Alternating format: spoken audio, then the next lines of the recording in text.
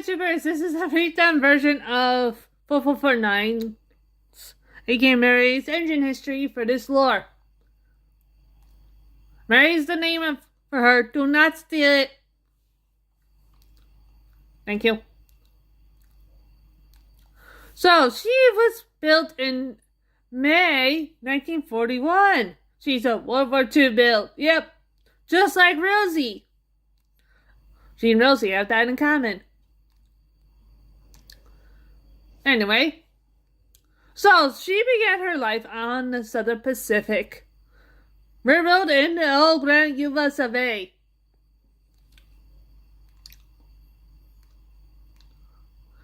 So she was placed into service on May 30th, 1941.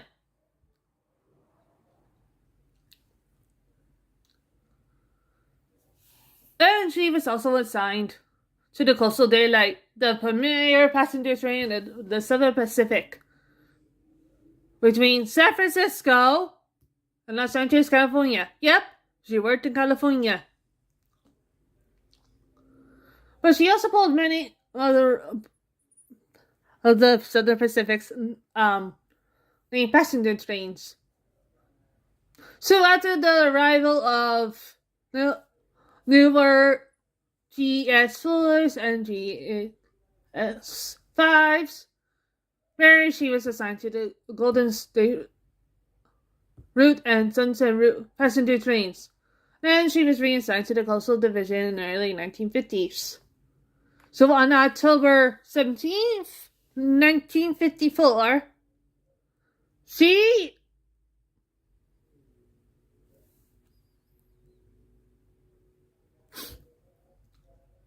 and her sister Barbara, 4447, pulled a special railway, a local historical society excursion from Los Angeles to Owen-Yole, California, and returned. In late 1955, after being one of the last steam engines on the daylight operation, Mary was repainted black. Was painted black and silver, and her sky skirting was removed, as it was no longer needed due to digitalization of the Coastal Daylight in January of the same year, and also for ease and maintenance of the steam engines proved to be very expensive to maintain. So Mary was then assigned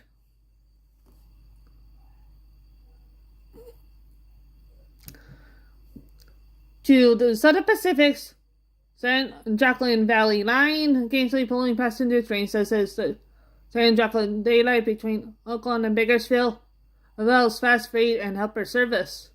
Mary was retired from service on September 24th, 1956. And Mary was kept as emergency backup locomotive until she was officially retired on October 2nd, 1957. And she was stored with other members of her family at the Southern Pacific's Bakersfield Roundhouse. In 1958, after most of Mary's family chainsaws killed,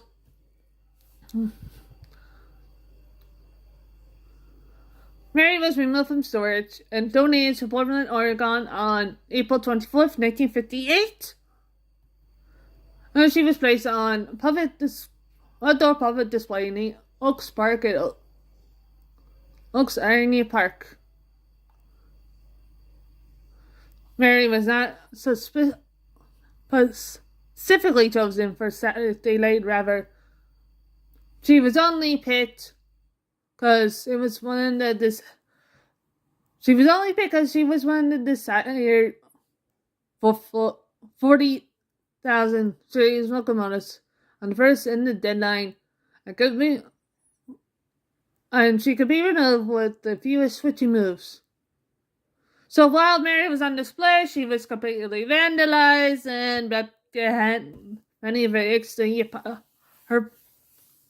parts stolen. including her bill displayed and whistle. So as a result, she completely deteriorated.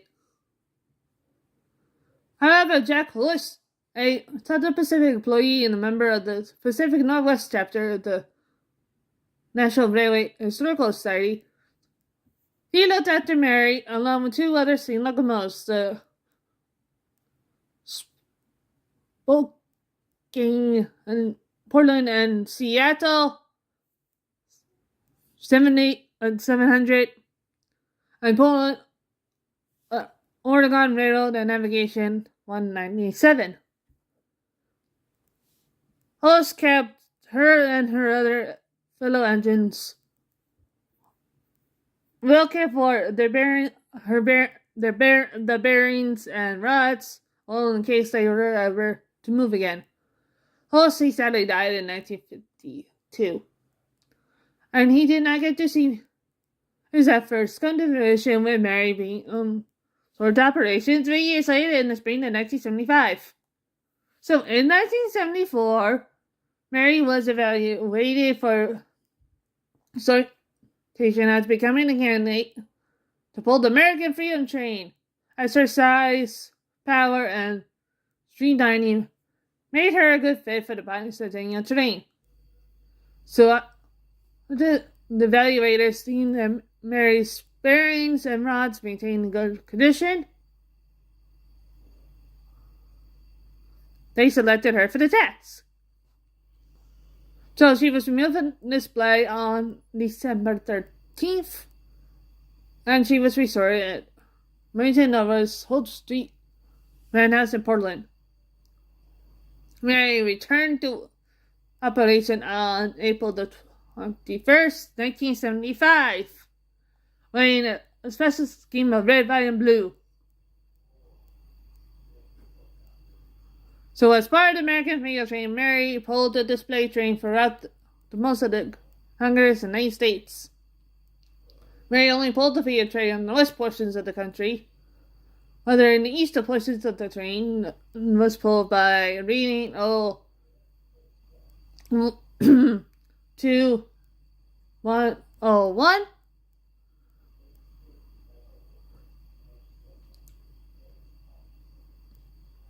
And the Texas Pacific 610.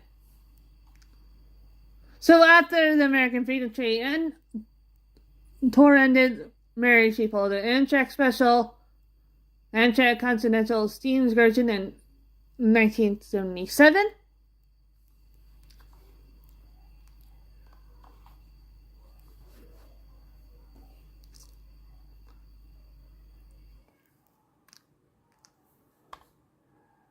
So after that, after nearly 2 years on the road, Mary was returned to storage in Portland, this time under protected cover and not exposed to the elements. So in 1981, Mary was returned to the original daylight colors for Railfair 81 and opening of the California State Railroad Museum in Sacramento, California, along with 844 from Union Pacific and 3985.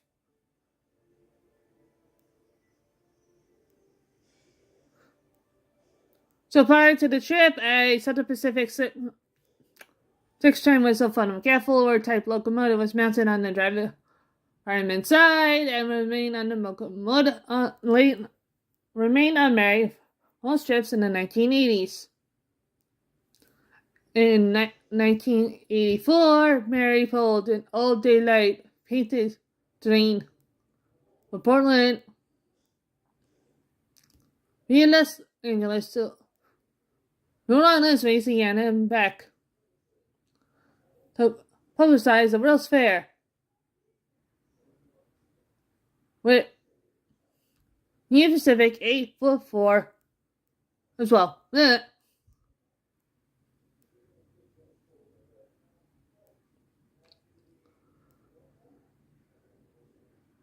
However, the trip was not without the flaws. On June 11th, Mary was flying to Reno, Texas.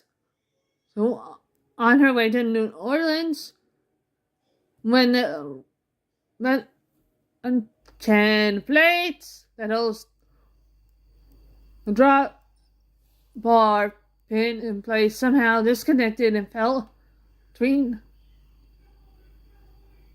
between ties, and the tender arrested a contestant couple. So Mary celebrated all by herself. Fortunately, Doyle noticed this. Yeah, Doyle was a firm driver. So Mary was backed up, the fallen parts were recovered, and the connectors were quickly repaired, and Mary continued on her way. In 1986, Mary starred in the movie Tough Guys as she pulled business trains for the Southern Pacific. Mary had a notable moment in 1989 when she and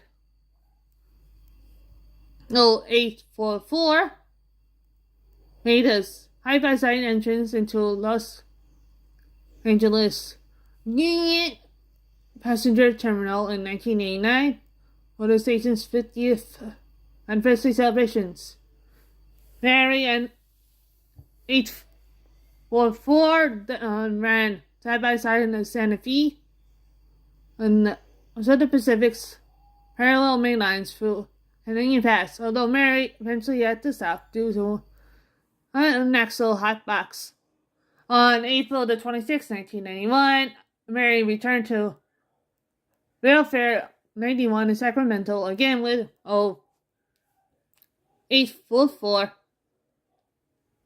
and really the store cousin 2472. Mary also attended the next year's NRHS conference in San Hospital 2472 and 3985. So on this trip, Mary carried a member's press 5-time whistle of a CB and QM4 glass locomotive on the drive side. So in 1996, Mary went on a week-long special excursion, 2 days via the BNSF Norfolk to Seattle and later Canada, a 3-day layover, and 2 days back to Portland, Oregon.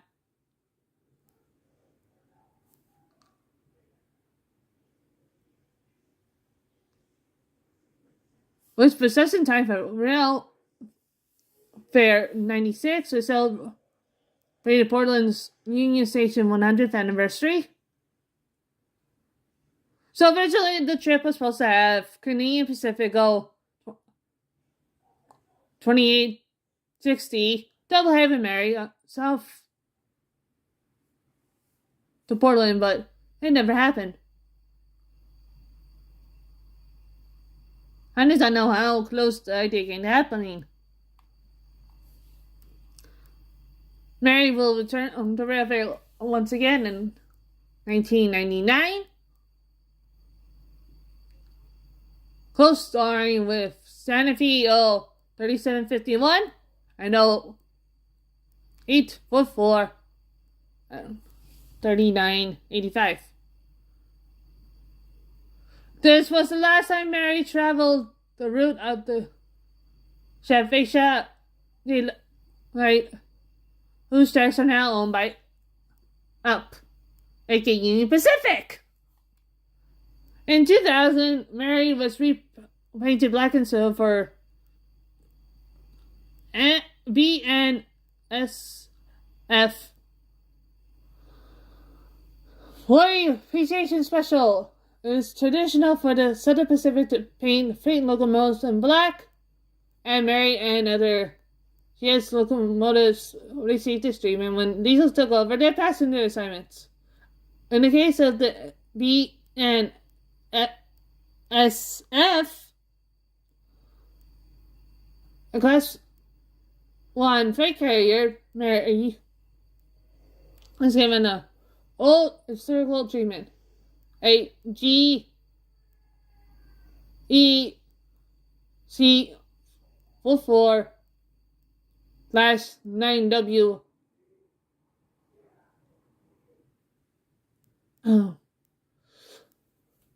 Mary, she was lashed into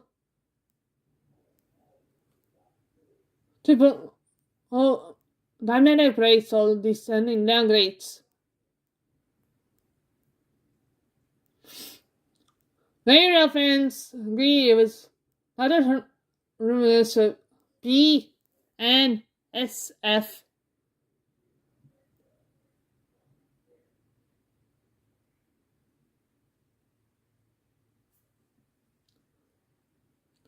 The GSC Wolf 4/9W, a dramatic break until given the a shared cab number with the that 4/8/4. On the special, the B and SF was removed and Pacific lines were added to the tender. A reminder of when Mary was repainted to black with SP lettering in late 1955. Mary was visually painted and remained in the black scheme for a few years.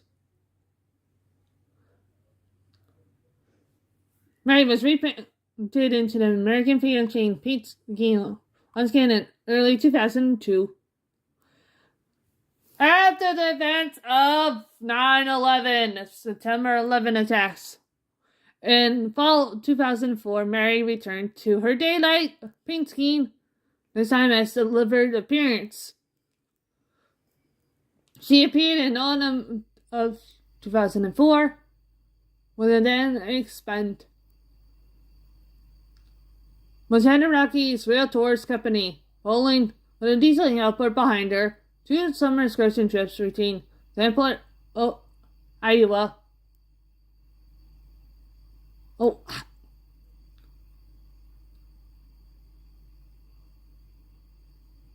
And Millington, Montana. Currently stops at the Livingston Depot on May 18th and 19th of 2007.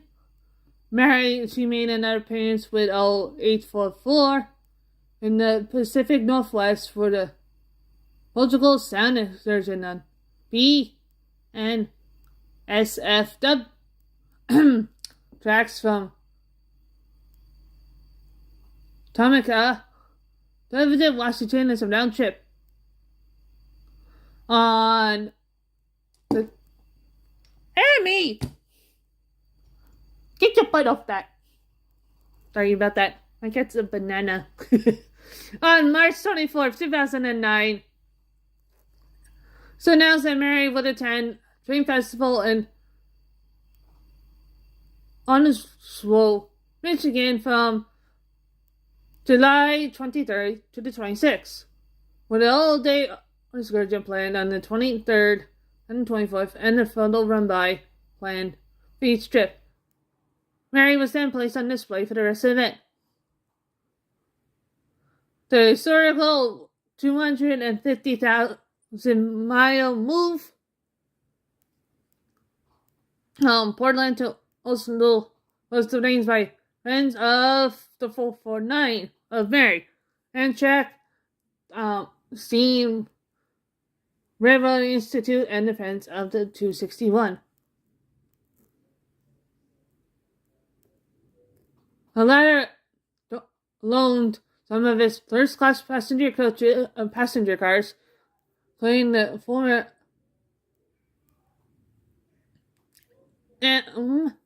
LIW Superdome number 53, and Cedar Rapids Sky Lounge to join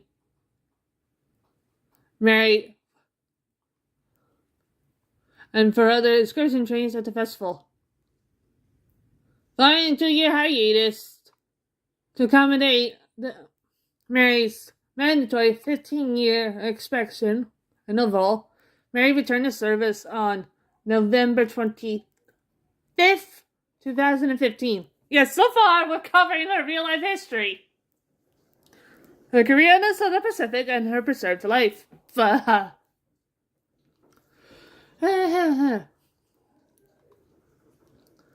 Mary continued to hold excursion trains each year. In late 2019, Mary was scheduled to haul the annual 40-minute round-trip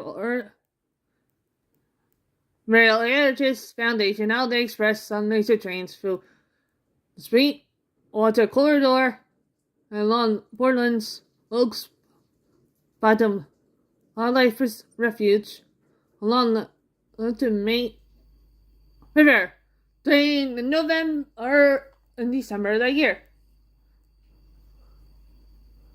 However, due to Mary's long midget wheelbase and heavyweight, it was determined to cause access to her to the Oregon Pacific Railroad tracks being used. Mary and class and stablemate SP and S 0700 no longer pull the annual Holiday Express trains. So another locomotive substitute in 2022. The trains will be pulled by a small locomotive for the foreseeable future. As of this year, well, we're alive, I'll just say. Mary was usually housed in the Oregon Rail Heritage Center, home right up on occasion. Okay. So, that's her real life history. But, wait, what do we got here? Well, we got Okay. That bit is her real life history. However, for this lore, she was sold to the Northwestern Railway and went into a current ownership deal both with the Northwestern Railway and the current owners of the Oregon Rail Heritage Society. She happily works on the main line, taking passengers.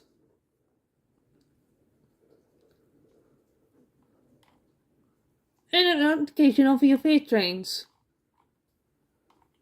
That's pretty much it. So I'd like to thank you all for watching. I apologize. I thought this was done. However, it's redone and it's not getting redone again. Good night, everybody.